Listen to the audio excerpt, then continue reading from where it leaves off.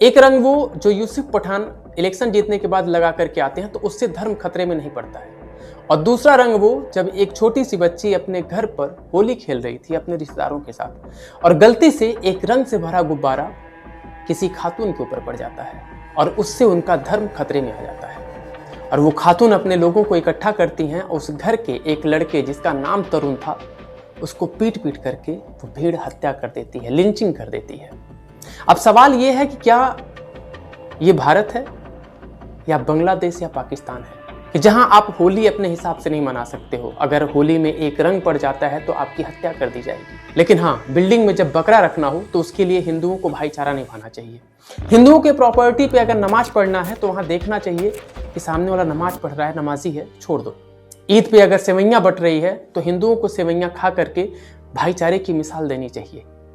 लेकिन होली पर रंग लगाते समय आपको ध्यान देना चाहिए कि सामने वाला किसी और धर्म का है, उसका धर्म खतरे में पड़ सकता है। क्या रंग दो तरह के होते हैं?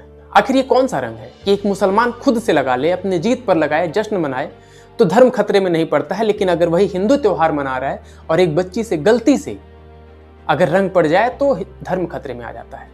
मैं केरला स्टोरी 2 देख रहा था, उसमें एक सीन था जिसमें एक लड़की रील्स बनाना चाहती है। उसके माँ बाप उसको कहते हैं कि रील्स बना लेकिन अश्लील रील्स मत बना। और उसका एक दोस्त होता है, शायद फैजान या कुछ ऐसे ही नाम होता है।